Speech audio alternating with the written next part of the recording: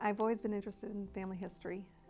Being adopted, I never really knew what my family history was, so my adopted Dutch family became my history.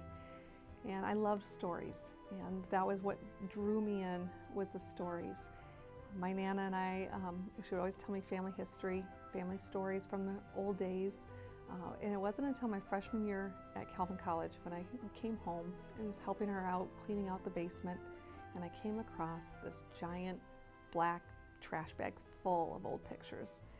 All the rest of the cleaning got stopped, and all we wanted to do is look through the pictures, and I got to hear story after story as we were finding new pictures, and I spent that rest of that summer putting those pictures together for my Nana.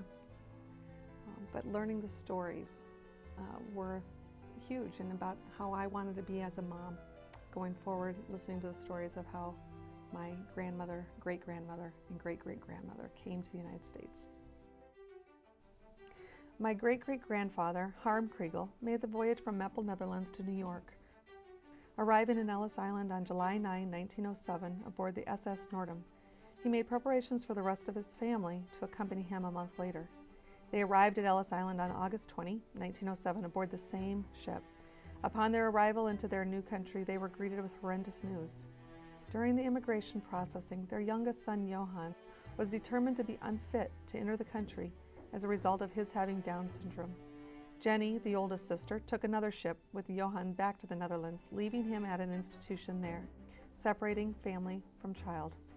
This gave one more example of why many immigrants called Ellis Island Heartbreak Island. Jenny returned to the family on December 11, 1907, and when the family finally arrived in Grand Rapids, they took this family photo and pasted onto it a cutout photo of Johann. Hearing their stories of what they went through back in the Netherlands, the difficulties as they left the Netherlands and came to the United States, when they arrived in Ellis Island and had to leave their son, and then when they came to Grand Rapids, Michigan, or they didn't know the language. And all of those times were difficult, but what got them through that was their faith in the Lord, and also their faith in each other and the support that they have. That's one of the things that I just am so happy about, that I can share then with my family. Hope that legacy continues.